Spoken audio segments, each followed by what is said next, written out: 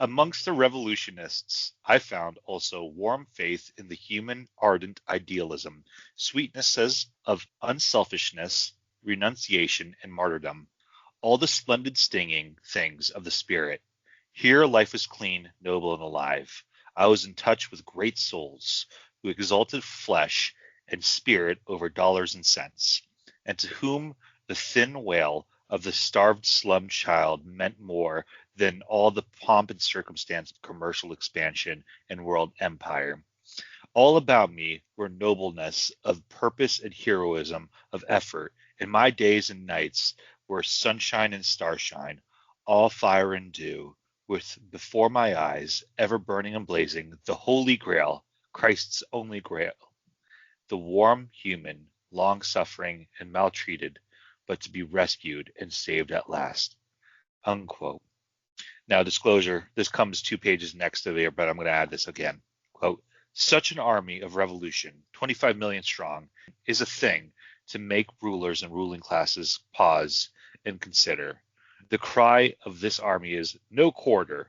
We want all that you possess. We will be content with nothing less than all that you possess. We want in our hands the reins of power and the destiny of mankind. Here are our hands. They are palaces, and all your purpled ease away from you. And in that day you shall work for your bread, even as the peasant in the field or the starved and runty clerk in your metropolises. Here are our hands. They're very strong hands. Unquote. This comes from the 5th chapter of the novel The Iron Heel by Jack London. Hello and welcome back to the library. And before we get lost amongst the stacks, I want to reintroduce the guest this week, the conqueror of Plymouth Rock, the ward of Sir Patrick Stewart, excuse me, the proctor of Posey, the only man to ever answer the call of the wild via AOL Instant Messenger, the wordsmith of West Woodstock, the sorcerer of Sonic the Hedgehog, Wolfman Jack's vocal coach, and King himself, Mr. Andrew Kenney. How are you doing, Andrew? I'm fantastic, Phil. I'm telling you, this gap is not dying out yet. I'm enjoying every single time I think of another honorific for you. Right there with you.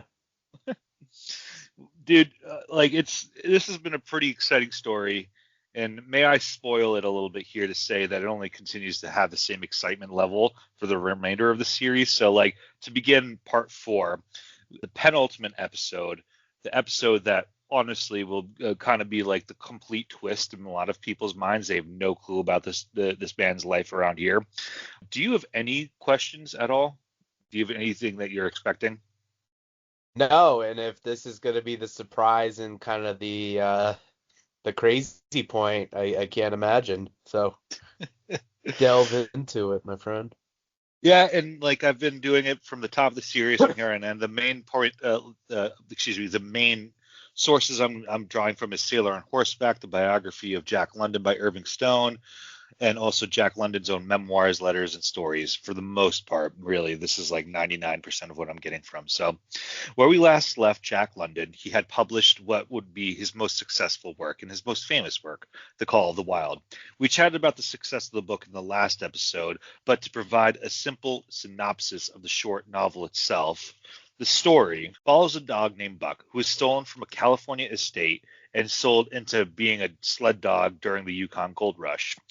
Through a series of brutal owners, he is saved by a prospector named John Thornton. The two go on some zany adventures, not really all that zany, just standard Klondike shit, really, but until Buck finally answers the call of the wild and ends up back amongst the wolves, living his life free and independent. So sorry if I spoiled that to any listeners, but the book's public domain right now at this point. So read the 200-page novel to understand how he gets there. Yeah. I encourage you strongly. Or watch a CGI dog bark at Harrison Ford for 2 hours on a movie. You can also do that. It's almost as accurate. The book. Yeah. Yes, indeed. If you can't read The Call of the Wild, I'm surprised that you're listening to this podcast. Harrison Ford was tired of pointing at dumb actors on screen, so he decided he was just going to point and yell at a animatronic, CGI'd in dog. He's one of my favorite actors that ever lived. I don't know if you've seen his the show that he was on. Oh, it's God, Oh, it's Shrinking? Shrinking. It's just Yeah. hilarious. Yeah, What a wild cast too. yeah. Yeah. Michael J. Yeah. Fox, shout out. Yeah, Michael J. Fox. God, the guy from I Love You Man, and also the Jason from Segel. yeah, and Two Dope Queens, the actress from there. Yeah. Little sidebar, Jason Segel, pretty famous for one of his biggest roles showing his front extremities. Didn't tell his parents that happened, and his mom was hell bent on going to the premiere with him. So he had to sit with his mom, showing kind of his big break in Hollywood, with just him hanging all out. Yeah, for And forgetting Sarah Marshall, right? Yeah. yeah, and when he asked Harrison Ford to join Shrinking, I guess Harrison Ford looked him up, and his only comment was, "I'm in. By the way, nice piece." What a legend. What a legend. I hope Little that man, aside for you. yeah, that man deserves every little blessing he gets. Going back, because we digress, at this point in the story, Jack is a 27-year-old man. And though he does live a short life, he does not enter the 27 Club. And in the coming years, he will be publishing the work he is most famous for right now, right? We've already talked about the Call of the Wild, but there's very, very famous shit from here on end. However, we have to get back a little now and talk about Jack London's relationship with his wife, Bessie, and discuss his relationship with women in general. From the previous episode, we know that London's marriages mostly out of this marriage was mostly out of comfort and convenience rather than love. This didn't stop them from having a mostly good relationship, is one way of putting it, and learning to love and live with one another. But we know that at least Jack wanted a little bit more of the marriage rather than convenience, right? We don't really have Bessie's side on this. Even before Jack married Bessie, he was friends with a fellow socialist named Anna Strunsky. The two who had a lot in common, specifically intellectually, and the relationship grew to be one of the intellectual admiration that bordered on mentally romantic. Now, there isn't any evidence of any physical affair, since we do have evidence of Jack's actual infidelity against his wife, as he shagged a random lady on the long train ride between Oakland to New York City before he went on the boat to London to unsuccessfully cover the Second Boer War, and instead wrote the book People of the Abyss in the previous episode. So I held that one off a little bit until now. Listen to the previous episode if you want more about this. The two of them exchanged long, passionate letters, and Jack then convinced Anna that these two letters should be edited and organized into a book. The Kempton Wace, I believe is how it's pronounced, it's WACE, letters, is that product. It's a philosophical epistolary novel that is quite unique both at the time and for Jack London himself. It was published shortly after and in the same year as The Call of the Wild, to a lot of critical acclaim, actually, because it was so experimental. It was edgy. Side note here on one of the topics argued, but because this is the time frame when we need to discuss it. The two of them are discussing baby making to produce a superior baby, which, yes, that they are discussing eugenics. They're just directly doing it throughout the novel. Just going back to the mindset of what intellectuals considered top science back in 1900, right? Which is nuts. Like, we don't think about this anymore. I think it was 1904, but whatever. It's moments like these when I have to think of the shit we currently take as popular thought at this time and wonder, like, what would be considered a racist faux pas in the future. But I digress. Anyway, we know that Jack wasn't happy. To fulfill his wish for adventure, he bought a boat he simply called the Splash. He's taken this boat on long trips around the bay and wrote about his time as a sealer. And this would turn into the book The Seawolf, right? Which earned him $4,000 before any royalties, $150,000 today for inflation as of the time of recording. We talked a little bit at The Seawolf. Have you read The Seawolf? Because you mentioned it earlier. It was one of those, like, I knew it existed, and I did kind of cheat and just do like a quick kind of like synopsis of the themes. It definitely seems to be like I mean, his books, once again, for kind of being in like young adult literature adjacent or whatever, definitely have darker themes, and this is kind of one of the darker Yeah, books, kind of it's like it's the spiral of man and whatnot. yeah, it's an incredibly dark theme, and I'm pretty sure I write about it later. But like, it's honestly a brutally violent book. That's Yeah. the best way of putting it. Obviously, it's about his time as a sealer, so like, you're gonna get like seal clubbing and violence that way. But like, everybody on that boat is just a violent individual. Yeah. Only way of putting it. Fairly certain I wrote about it, so I'm just gonna hold off on it. So sometime in 1903, which is the date we're at now, Jack was on his way to visit the editor of the first paper that published him in earnest, the Overland Monthly, and he would crash his horse and buggy because that's the time frame we're talking about. He'd be pretty badly injured crashing his horse and buggy, right? The editor arranged for her niece to help with his coalescence. Re-enter Charmian Kitteridge. That was briefly mentioned in the last episode. The two would become close during this time of resting, so close that they fell in love with one another. So you can see there's a problem here, right? Indeed. Jack solved that by one day in late June of 1903. This is by Bessie's account of the story decades later. So Jack and her were just having a normal conversation about going on a trip together, which they did often. Then she left the room. And when he came back, and a while later, he just straight up told her, quote, Bessie, I'm leaving you, unquote. It completely blindsided her. But she kept poised through this period of her life. Jack did leave only to return to his family when the youngest daughter, Becky, got very sick, right? Like, he just like ditched the family.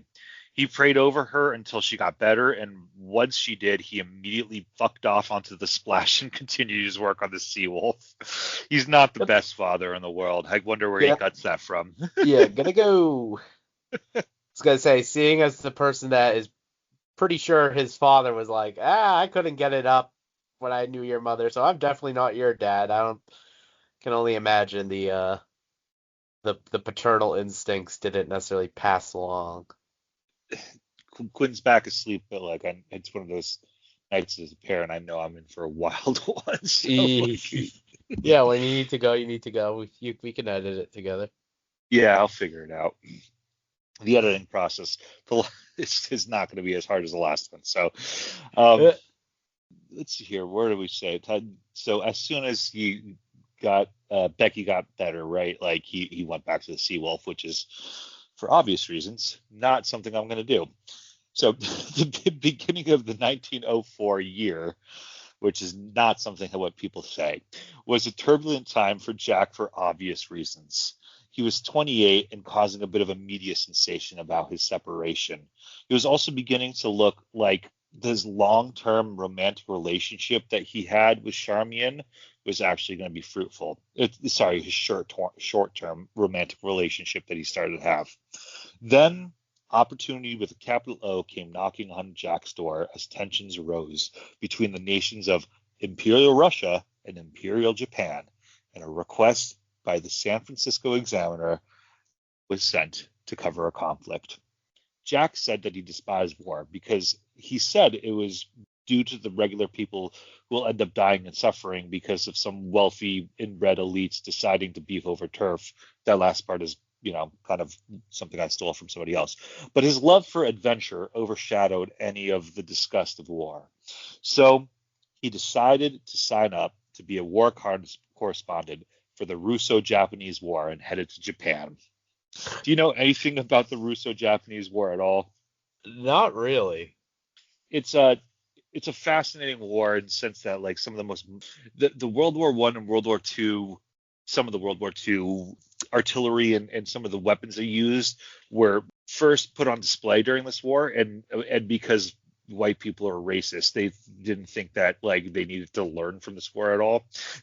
And like, Yeah. it would just super messed up a lot of the Western Europe. I don't know. It's a fascinating war in the sense Is this the one where part of it took place in like Siberia? yeah, Because I'm trying to think. I know that there was like a war or a battle, and we might have even talked about this.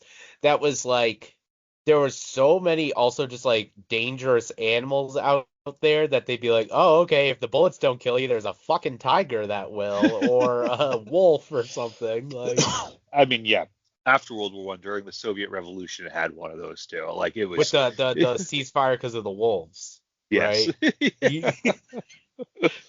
Yep, yeah. Uh, Great time. Russia's a wonderful, beautiful place. I mean, I'm sure it is. It's just so desolate in some parts. yeah. Yeah. No, this is the war where the Japanese actually pushed Russia shit in. So Jack landed in Yokohama, where he made a point to drink at every single bar he went to when he was 17, when he was previously there. He then went to Tokyo with the other reporters he nicknamed the Vultures because they were vultures for war, right? Like, and they didn't Yeah. actually do anything other than, I don't know, war report. And he then learned that the Japanese government had zero intention of letting Western journalists anywhere near the front line. So Jack took a train across the country, got on a boat, and landed in the Korean Peninsula. Within hours, he was arrested for taking photos. He spent 8 long and presumably miserable hours being interrogated until he was released in the middle of the night, where he witnessed forced conscription of Korean men at gunpoint to serve in the Japanese army. He was still determined to get to the front, even though it was hundreds of miles away. So he chartered a boat, like he always did, and paid the crew for the time to take there. The next quote is by a man called R.L. Dunn, who worked for Collier's magazine and knew Jack personally. So, quote, when London arrived in Chemulpo, best way I can describe that, I did not recognize him. He was a physical wreck. His ears were frozen, his fingers were frozen, his feet were frozen. He said he didn't mind his condition so long as he got to the front. I want to say that Jack London is one of the grittiest men it has ever been my good fortune to meet. He is just as heroic as any of the characters in his novels, unquote. He talked the talk and walked the walk, that's for sure. I'd shake his hand if it wouldn't fall off if I touched it. Full of purple veins and purple skin. And sake. Yum. The dozen how odd men and people, mostly men, who made it as journalists who are allowed to see some of the action and share the news to their respective countries, but only the action and news that the Japanese imperial government permitted them to see, which is a very typical thing of nations controlling foreign press in war, right? I mean, I would say we're seeing it right now, but it's just one of those things that happens all the time. I'm not defending the Japanese imperial government here. It's just a tactic used by every nation, period. Jack would never really see anything that he wanted to out of the war that he claimed. He never saw a single shot, or he heard them constantly, but he never got to see any of the violence. Months had passed since he landed in Yokohama, and he grew agitated.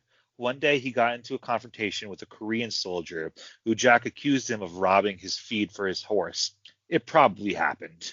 The soldier then threatened him with a knife, and Jack promptly punched him off his own horse.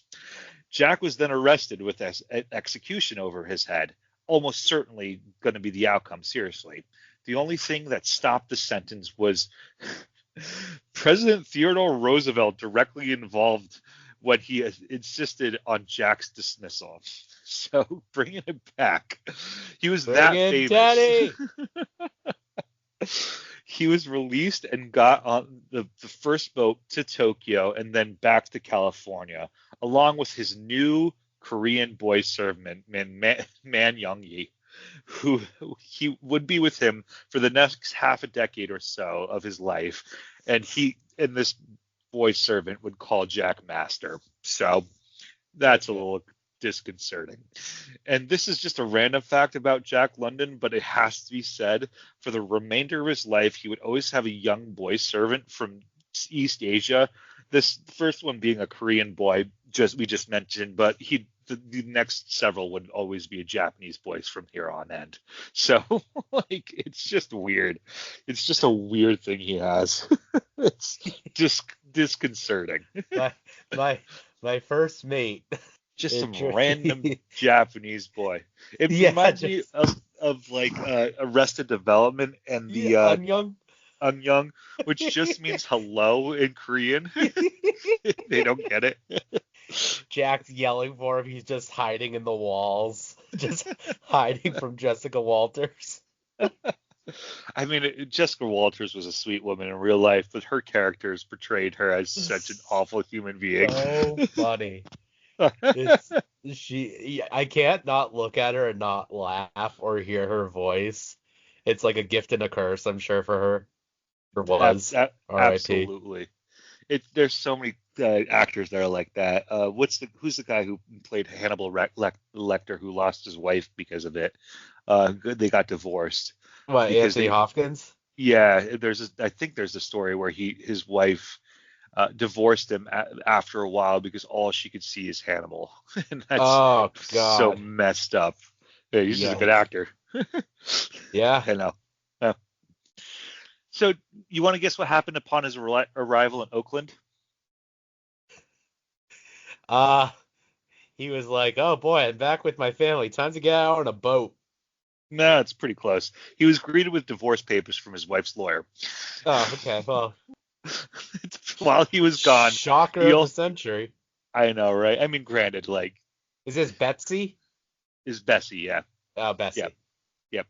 While he was gone, he also became a celebrity across the country for the popularity of his books that were already huge, right? I mean, Theodore Roosevelt, the president, knew him. It can be, I think, correctly argued that Jack London became America's first celebrity author in the modern sense. Hmm. That's one of the reasons why this is, I think, important to cover because we don't really know that aspect of him. This is because of how media and news also traveled back then. Sure, it'd take a day or if they were lucky, an afternoon to unveil some breaking news.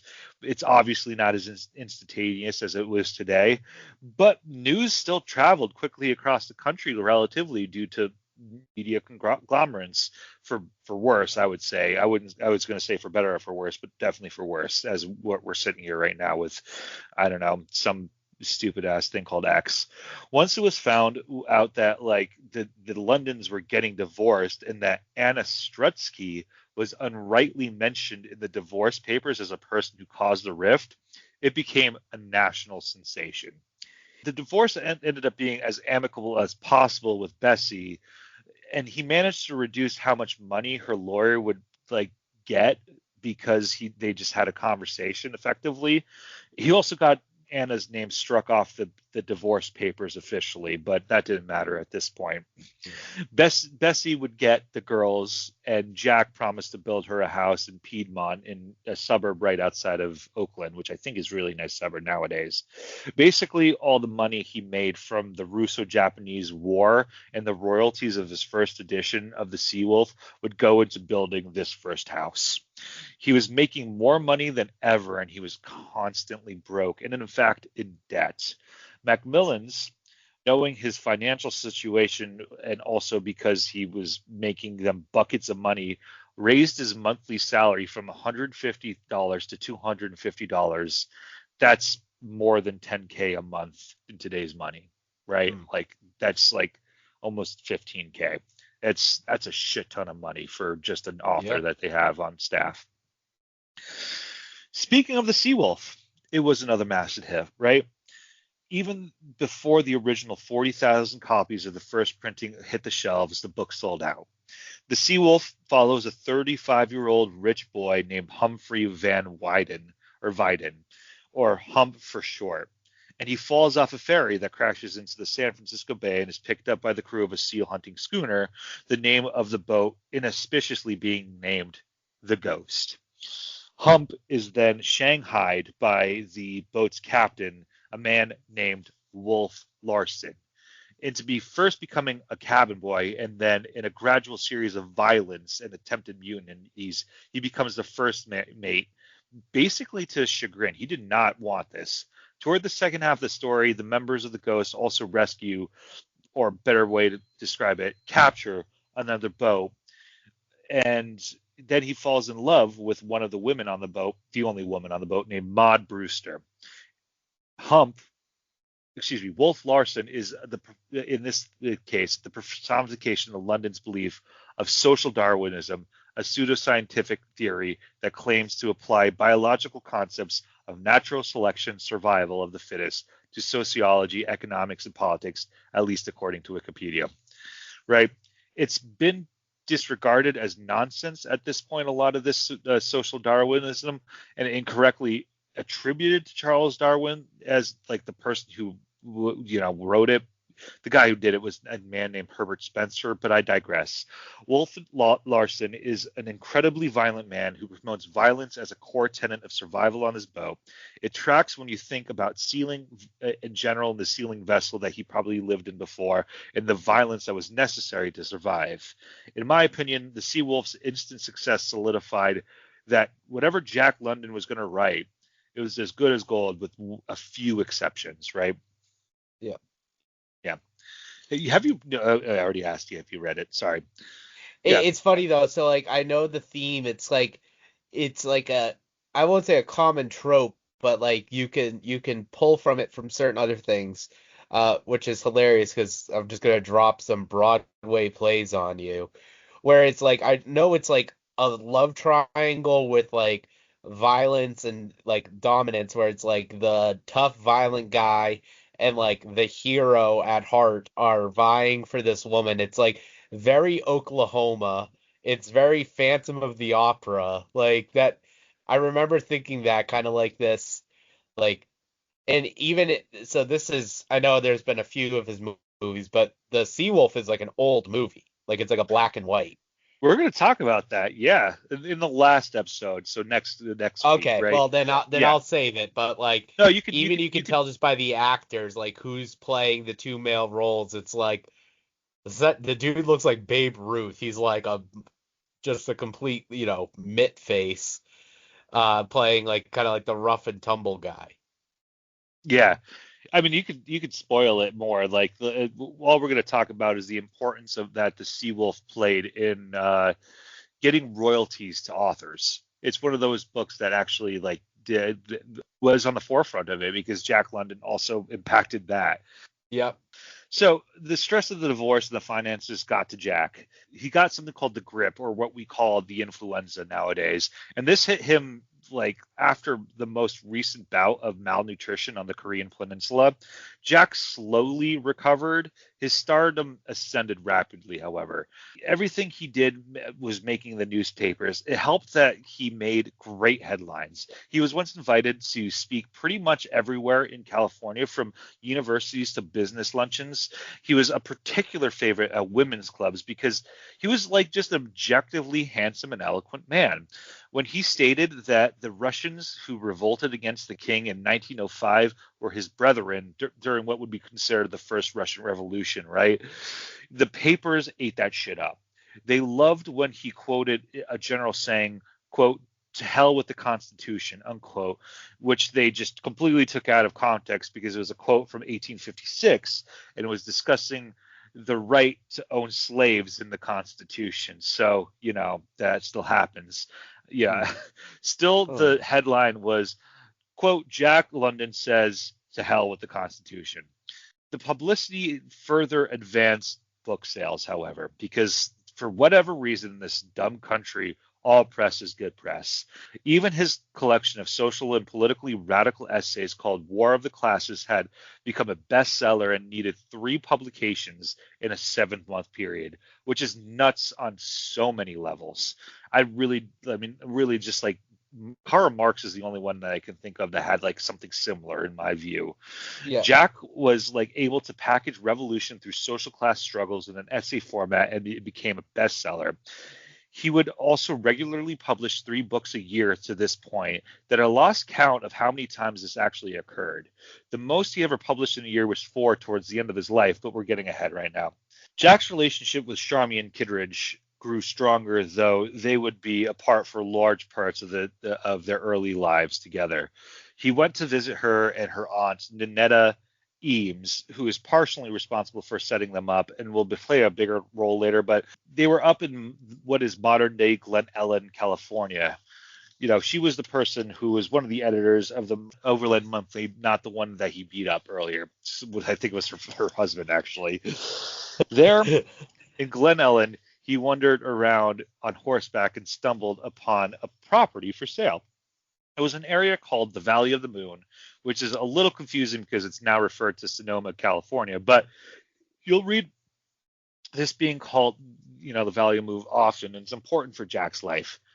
This property, the owner wanted $7,000 for it. It's a whopping $265,000, and they both agreed, which is nuts. Jack wired Macmillans to send him an advance for $7,000 against the future royalties of the Seawolf, and even though his editor advised against it, he sent them the money.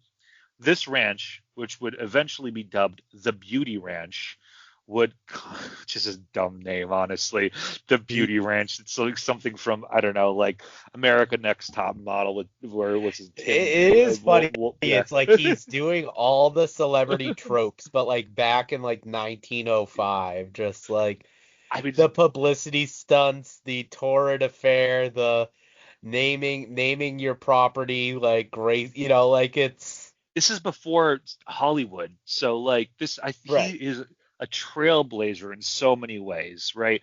The only royalty in Russia or France or England would really have anything to this extent beforehand. Yeah. Or like incredibly rich people in America, but like this, he is not that. He's just some freaking oyster pirate Fleabag written dude who like got famous off his words. The royalty, right? Working on his royalties. Yeah, seriously. And we're going to talk more about his royalties right now. This beauty ranch would constantly be expanded and would be the place where Jack would live for the rest of his life. This was also the first time that I read where Jack would beg a publisher to send money to buy something he simply cannot afford. Speaking of royalties, we're talking about it now. And he would eventually make this such a habit that honestly it's dizzying keeping up with the sheer number of requests and the audacity of it. After buying the ranch, Jack was now so broke he could barely afford the simpler requests from his family. He leveraged so much money of his book sales that Macmillan started charging him interest on his royalties, which I don't think is legal. Jack then went on tour, and while in Chicago, he learns of some great news. What do you think are the great news, dude? This is good for him. So it's a long quote afterwards. Well, what's good for him is, I was gonna say maybe she's pregnant, but I don't know if he'd find that to be great. But maybe, hopefully. Quote, on Saturday, November 18th, he received a telegram in Chicago that Bessie's final divorce decree had been granted. He wired Miss Kittredge to come on at once from Newton to be married. She reached Chicago Sunday after at 5, but Jack had no marriage license. The bureau, of course, was closed because it was a Saturday. So he gauged a carriage and drove at top speed through the Chicago streets to enlist the aid of influential friends. The first two visits proving fruitless, a third friend was taken from his dinner table because he knew a city official. After another long drive, they reached the home of the official, who said that he would be glad to do anything to help Jack London, but what was his blistering hurry anyway? Why couldn't he wait until morning when the license bureau would be open and he could do everything in apple pie order? Jack refused to wait, brought all his considerable force of argument to bear, ended by persuading the official to get into the light carriage and drive with them to the south side of town, where the marriage license clerk was routed out of bed. The clerk was dumbfounded, but under Jack's determined will, he dressed and accompanied the party to City Hall, opened his office, and made out the license. After several vain attempts, they located the justice of the peace, a man named Mr. Grant, who married Jack to Charmian Kittredge in the library of his home. The following morning, November 28th, 1905, the press of the nation was shocked by what they termed the indecent haste of his marriage, unquote. Like everyone get the fuck out of bed. I want to get married. It's like, I mean, how else to describe it is like I understand how horny you are, but dude, like you can have extramarital affairs. I feel like you're already doing it. I don't know what else Yeah. to say. Like what a crazy like lunatic thing to do. Yeah, it's a long quote, but like this also, in my opinion, shows Irving Stone's biography is really well written. I fully enjoyed it, but like This is like a prime college certain friend of ours when he'd have unreasonable requests at 1 a.m. in the morning, just expecting you to be up to help him with something. oh You yeah, and I know who we're talking about. oh the vibe is so similar. Yeah, absolutely. The sir of the lollipop here, dude. Like, holy crap. I mean, other than unfortunately for Sir Lollipop, he wouldn't have caused a nationwide scandal. This did. His books became banned in multiple libraries. The Socialist Party of the U.S. of motherfucking A possibly took one of the biggest hits as their leader did one of the biggest faux pas in marriages you can think of. Just as he was responsible for their popularity rise, so too he was responsible for the sharp decline almost instantly. The scandal didn't slow Jack down, however. He was still asked to speak at many places, including Yale, where he caused another minor localized scandal by preaching revolution. I mean, I didn't write this down, but something like the posters were like something like of the longs of, "You want to hear revolution? Come to Jack London's speech." There, however, something important happened that seemed very minute. He was interviewed by a student who happened to be Sinclair Lewis. Sinclair Lewis is America's first Nobel laureate for literature and the author of It Can't Happen Here, which we did 2 episodes on. I did it with Noah El Nabusi, or Yep. Noor, right? Sinclair Lewis will return as well as a brief stint, but like this is an important meeting. He directly is influenced by Jack London. Sinclair, I mean, like this is important in just any history. Like being the Nobel Prize is the most enormous important prize there is in literature. So Yep. it's crazy like what this man touched upon. Confusingly enough, he also met up with a man named Upton Sinclair of the Jungle fame to discuss socialism. And Upton, who was a teetotaler and a prohibitionist, said that he showed up shit-faced during their luncheon. It seems like his drinking is really starting to escalate with all his stress, which is understandable in some ways, right? He got worn out being on tour and had to cancel it early. He then concocted a genius plan. He was going to build a boat and sail it around the world. Any comments yet? When in doubt, get on that goddamn boat. Again, going back to Arrested Development, right? Like Yeah. Yeah. this is what he envisioned for the boat. Quote, the boat is going to be 45 feet long. It would have been a bit shorter had I not found it impossible to squeeze a bathroom otherwise. I sail in October. Hawaii is the first port of call. From there, we shall wander through the South Seas, Samoa, New Zealand, Australia, New Guinea, and up through the Philippines to Japan. Then Korea and China and down to India, the Red Sea, the Mediterranean Sea, the Black Sea, the Baltic Sea, across the Atlantic to New York, and then round Cape Horn to San Francisco. I shall winter in St. Petersburg. And the chances are that I shall sail up the Danube and from the Black Sea to Vienna. I will go up the Nile and the Seine. There's no reason at all why I shouldn't come to Paris and moor alongside the Latin Quarter with the bowline out to Notre Dame and the stern line fast to the Morgue. I shall be in no rush. I calculate that 7 years at least will be taken up by this trip. Unquote. Huh, there you go. This is quite literally insane. Like like it, impossible even back in the day. Like Yeah. you can't just sail up the Seine and like just plop your boat in front of Notre Dame or Notre Dame. Sorry, I'm an American. Or We Notre believe in Dame. the yeah. We Much believe in harder the to do fire. it in front of Notre Dame. You definitely can't get to Notre Dame with a boat. I think. I don't know, but the fighting Irish might like disagree on me. Uh, yeah. No, that's where the fuck is Notre Dame? It's in South Bend. You could definitely get to South Bend from on a boat. Sorry, I'm incorrect. Kayak. Get a kayak.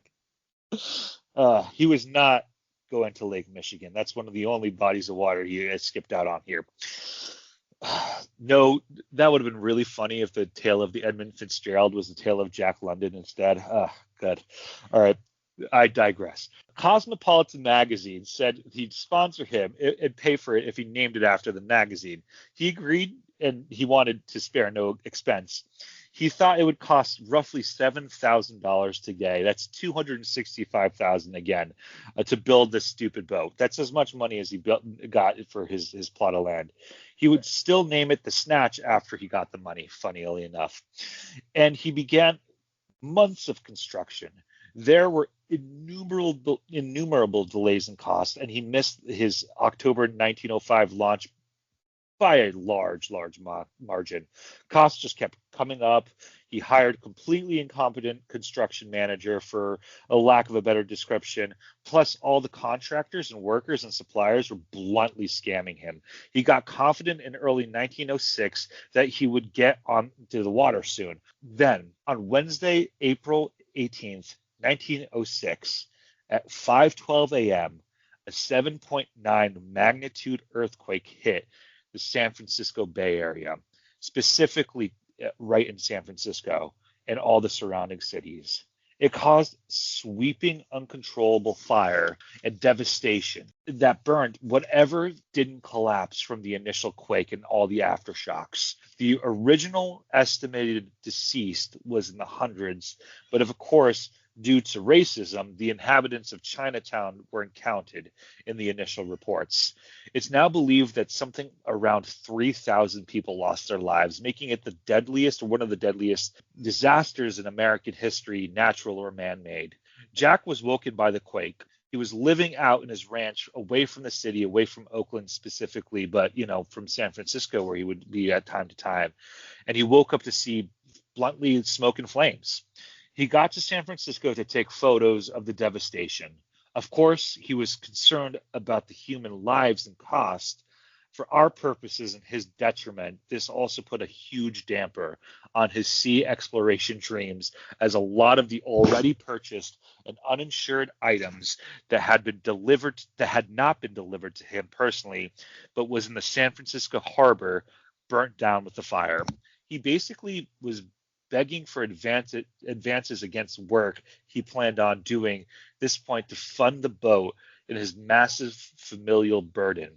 He was like something like this family he was propping up by himself was 11 to 12 people, including his wife, his mother, his ex-wife, his kids, his stepmother or step-aunt, nephew, Jenny Prentice, and his Korean boy servant. And I'm sure he's helping out his sister, who by now has been fighting verbally with her 70-plus-year-old Civil War veteran of a husband, right? Like, this guy is in deep shit. I don't know how to describe it. His own personal banana stand burned down. There's always money in the banana stand.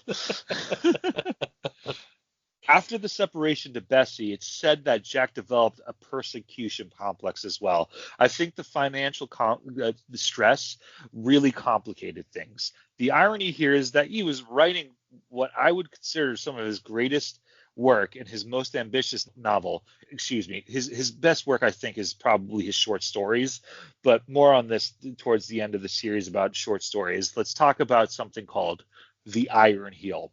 Now, I haven't read every novel by Jack London because that's crazy for this, but from the books I have read, which are like a half a dozen, literally just for the script, this is probably the most creative and ambitious regarding framing.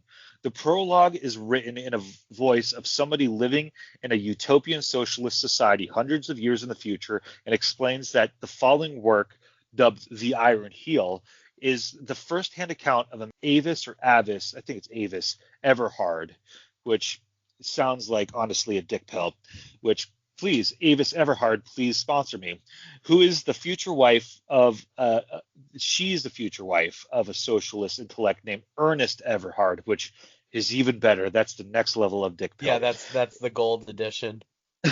Sorry, I've Get it up with Ernest. Ernest Everhard. Avis is the platinum version, and the man credited for starting the revolution, Ernest Everhard is, that would eventually form a society well after his demise. Throughout the novel, there are numerous footnotes and that corrects both Avis's and Ernest's mistakes in their saying and their writing, effectively explaining things like hindsight is 2020. So like it's just like as if this random historian is correcting a journal. This work, in my opinion, is Jack London's masterpiece of socialist fiction, accrediting the earliest book to modern dystopic future. It's one of the first books like that we can think of, and has influenced people like George Orwell in his book 1984. There are many cathartic passages where Ernest Everhard just verbally tears into wealthy elite who rule through economic tyranny, and is even accredited for predicting the rise of fascism and how corporations would infiltrate governments to subjugate the working classes in order for them to fight amongst one another. It was my favorite novel that I read from this series, and because of all the things that I described, it is a novel that sold by far the least that he probably have in his concurrent life. It was not well received by critics. It's actually difficult to get a hold of, though the local library somehow had it in one of his many anthologies. So thank you, St. Albans Public Library. I just doxed myself. Speaking of angry tirades, Jack also had a bad habit of sending angry tirades via mail to people who irritated him. Particularly, he would send it to editors of publications who did not like his work. When he didn't have the snark ready by the end of 1906, Cosmopolitan magazine, who was paying a shitload of money to see this thing get to the sea, published a heavily edited version of an article which Jack did not like. It made it sound like they were providing him the opportunity to sail as opposed to what he thought was going to sail on a courageous, independent adventure. Jack, I'm with Cosmopolitan on this one. So this is what he said to Cosmo, quote, "Who in the dickens are you anyway to think you can better my work? Do you think that I'll write my heart, my skilled professional heart, into my work to have you fellows slaughtering it to suit your journalistic tastes? I refuse flatly and definitively to collaborate with anyone in your office, exclamation point, unquote." Catch me outside. Just brazen. At this point, the snark cost him $20K in 1906 money. When I last checked, that's a lot more than $7K, and it wasn't even halfway complete. He fired the person responsible for planning and building the thing and took control of managing this project, but things progressed just as slowly. Newspapers began to poke fun at him with satirical articles and drawings. His friends took bets on the day when he would get it done. And this is when Jack used gambling to his advantage via every kind of sports betting app that you can think of, as his foreman took bets himself, and the money helped pay for the boat. It was incredibly his White House ballroom. Exactly kind of shit. Yeah, I mean, who knows what's happening with the MMA fight? Last I heard, the 250 thing is completely canceled. But you know what? Contracts still have to be paid. More people are backing out of it, and yeah. I know, right? Like, it's funny that MMA fighters are distancing themselves from this. Yeah, exactly. It's rough, dude. It was incredibly expensive, as Jack himself, helped pay for the boat, but he was at least paying a dozen or more men at any time what he considered to be a fair wage to construct the boat. I'm giving Jack credit where credit is due. He always paid people well, right? Like it wasn't like anything past like middle class income, but it was something that like people could live on, which is rare for 1906. The boat became so heavily publicized that he received thousands of letters from people begging him to join the expedition. He only answered one of these letters in earnest to a man named Martin Johnson of Independence, Missouri. And this is where we have to like digress a little bit. This man would learn how to cook for this expedition. He actually went to, I think it was a Vietnamese restaurant or a Chinese restaurant, and learned how to cook. And he went. He's like, you're not a 10-year-old Korean boy, but if you can cook like one, I'll take you. No, but there would be a 10-year-old Japanese boy on ship, so let's hold a All pin right, on that don't one. worry. We got our bases covered. Good. Yeah, it's one of the most bizarre things about Jack London, and there's a lot of bizarre things. He would get his ass to Oakland in January and be paid for waiting around until the ship set sail, which was indefinite at this point. This trip would spark Martin's career as a world famous explorer, and Martin and future wife Osa would actually be the people who pioneered wildlife filming and photography back in the 1920s, and even hosted and created the very first wildlife series called Osa Johnson's The Big Game Hunt back in 1952. This is just another person that Jack London had directly helped. It's just Yeah. nuts. Like we have how else to describe it? We have David Attenborough tangentially to help to be because of Yeah, Jack London. Mutual of Omaha. Yeah, yeah. It's like he has like a very interesting domino effect. Yeah, it's wild. The snark would definitely be London's folly, right? At this point, it was breaking down faster than it was being built. It got to the point of annoyance that the Korean boy servant, Man Yongi, asked Jack, "Does God want his coffee now?" to provoke Jack to firing him, which he did. Jack Jack wanted to get his ass sailing, and at this point, he didn't care if the snark would be completed as long as it floated. He'd get to Honolulu and make repairs there. But one bad thing happened after another and just kept happening.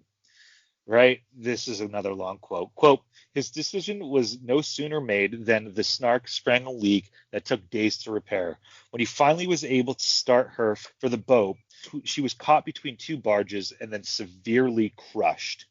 The workmen moved her to the ways and started her for the water, but the ways parted and the snark dropped stern first into the mud. Twice a day for a week, at high tide, two steam tugs pulled and hauled at the snark, trying to get her out of the mud. When Jack tried to help by using a windlass, the specifically made casting shattered.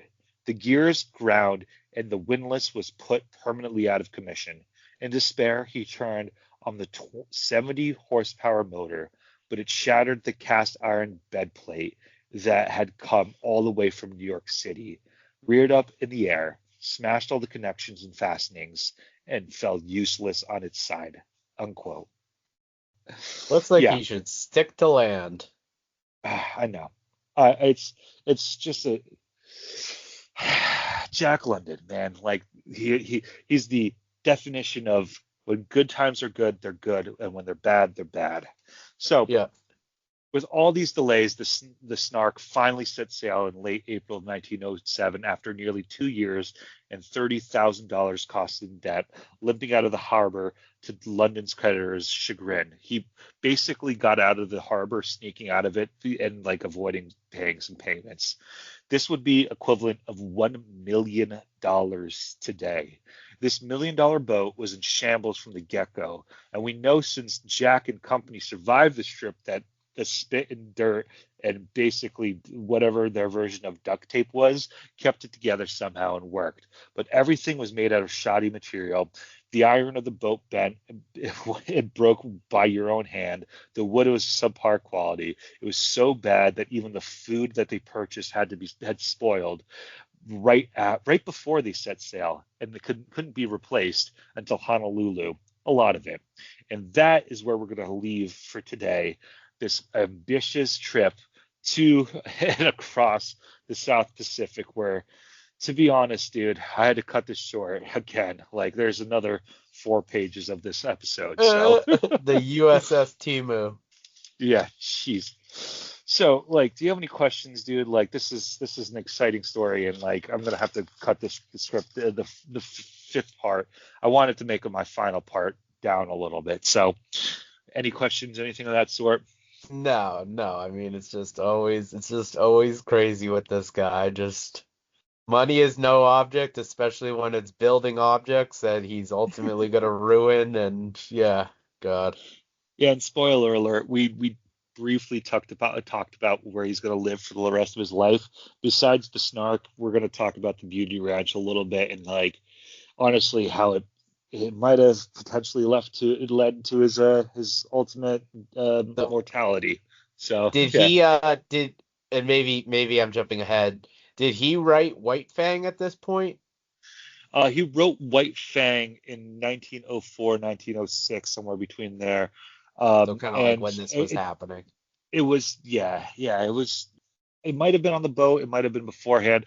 It was just like one of those books I had to leave off, dude. Like he just wrote so Yeah. much. Like it was a direct sequel, and we talked about White Fang earlier, so that's one of the reasons why it left off. But it was a direct sequel to The Call of the Wild, where like The Call of the Wild was the dog going into the Yeah. wild, whereas White Fang is the opposite, right? The Going back wolf into coming California. out. Yeah. It's I think my favorite, but again, it's like another crazy violent story, right? Like Yeah. that's just how things were. Have you read it? Yeah. That one probably was my favorite as a kid and made me terrified of lynx. Yeah, it made me terrified as an adult for English bulldogs, but like that's a Oh spoiler. yeah, absolutely. Yep, for sure. Yeah. All right. Well, I'm gonna plug the. I've already done the sources, so just my Patreon. That's Lost in the Library at Patreon. Also, any questions, send them to Lost in the Library podcast at Gmail. Follow us on Instagram, and also my Substack. That's my name at Fil Deptula. So, otherwise, like, this has been fun. I'm hoping we only have one more of these, just for the sake of I don't want to talk about Jack London anymore. But it's been my favorite dude to cover because like his stories are great. I'm done reading his stuff, thankfully. I'm on the nuts thing, but like, wow, what a nut job!